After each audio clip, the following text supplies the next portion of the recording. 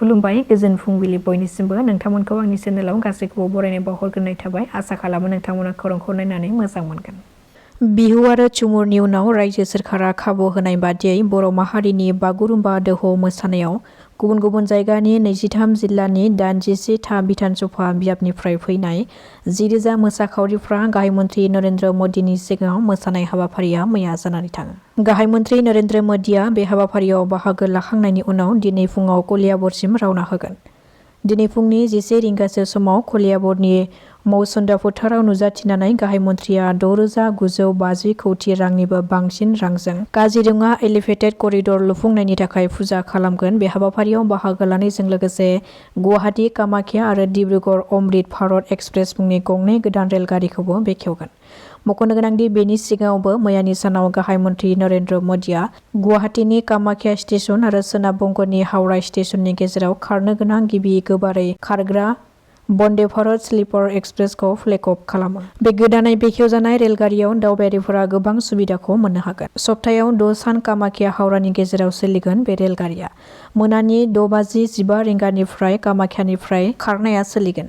आसामनिफ्राय खारनाय समाव आसामनि दावबायारिफोरा आसामनि जानाय लोंनायखौ मोननो हागोन आरो बेसेन होनाङै वाइफाइ आरो बिरखंआव जानाय लोंनाय होनाय बादिनो बे रेलगारियावबो मोननो हागोन आरो CCTV GPSनि राहा खालामनायजों लोगोसेनो गोबां फेसिलिटिसफोर बे रेलगारियाव दावबायारिफोरनि थाखाय खालामनानै होनाय जादों।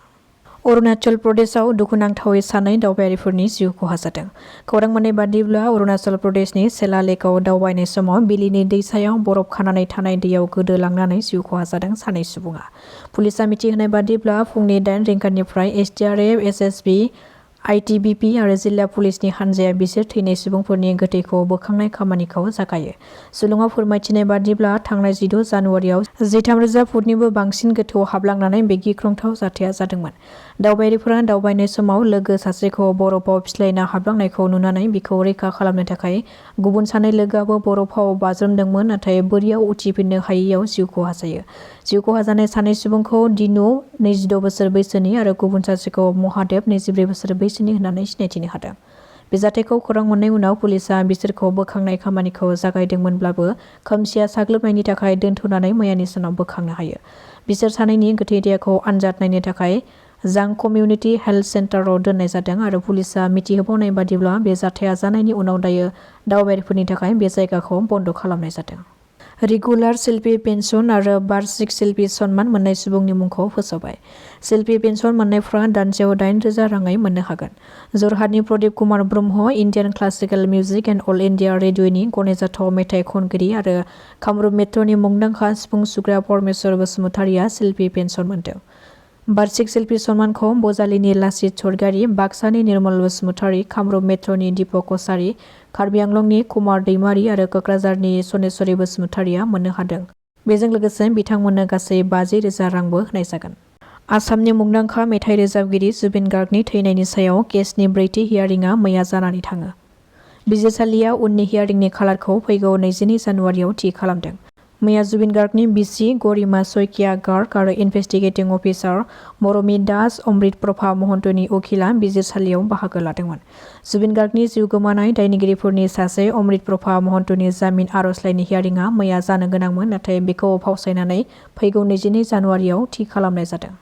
गुवाहाटीनि सरसुजाइ स्टेडियामाव बर' माहारिनि 10,000 बागुरुम्बा दोहौ मोसानाय एबा मोसानानै जारिमिन सोरजिनाय हाबाफारिया मैया जानानै थांबाय। 10,000 मोसाखावरिफ्रा गोमो गोजा समायना रमायना गाबजों मोसानाया थारैनो बयखौबो मुहिहोदों। बे हाबाफारियाव बाहागो लानो थाखाय फैनाय हादोरनि गाहाय मन्त्रि नरेन्द्र मदिया गुवाहाटीयाव सफैनाय लोगो लोगोनो गोबां रोजा रोजा सुबुंफ्रा रंजानायजों बरायदों। बे हाबाफारियाव गाहाय मन्त्रि नरेन्द्र मदिया गाहाय आलासि महरै बाहागो लानायजों लोगोसे गिबि मन्त्रि डक्टर हिमन्त बिश्व शर्मा आरो BTCनि चिफ हाग्रामा महिलारी आरो गोबां मानगोनां लिडारफ्रा बे हाबाफारियाव बाहागो लादोंमोन। बे हाबाफारियाव बाहागो लानायजों लोगोसे हाग्रामा महिलारी बिथाङा बर' माहारिनि जारिमिनारि बागुरुम्बा दोहौखौ मोसानो खाबु होनायनि थाखाय गाहाय मन्त्रि आरो गिबि मन्त्रिखौ साबायखर बावहरदों।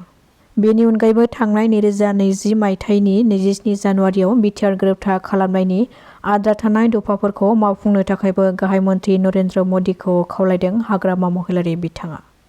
दासिमनि खौराङा एसेनोसै। नोंथांमोना खौरांखौ नायनानै मोजां मोनदोंब्ला चेनेलखौ साबस्क्राइब खालामनानै लानो हागोन। गोजोन्थों।